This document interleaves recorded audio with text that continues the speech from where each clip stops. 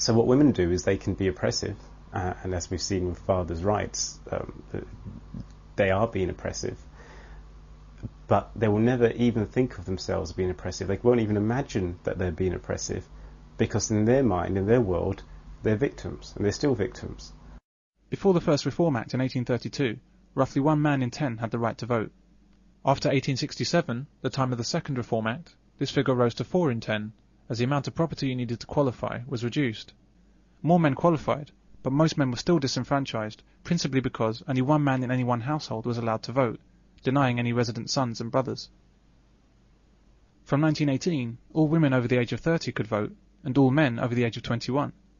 Then, finally, absolutely equal rights to vote were introduced with the Equal Franchise Act of 1928.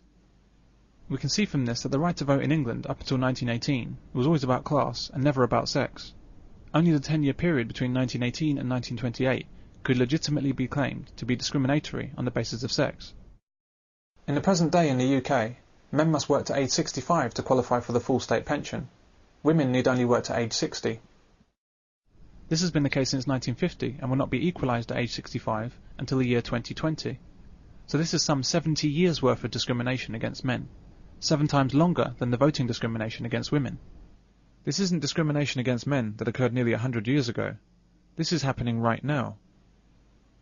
And women live for longer than men. So while women retire at 60 and die at 81, giving them 21 years of life after work, men retire at 65 and die at 76, giving them only 11 years of retirement. So whilst men are forced to work themselves near to death, women enjoy a long retirement. And what's our main concern about this situation?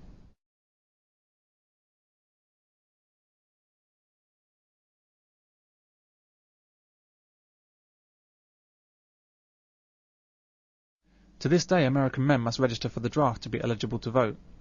Men must be prepared to fight and to defend their democratic right to vote with their lives if required. However, women have no such obligation. How can all this be happening in a male-dominated society?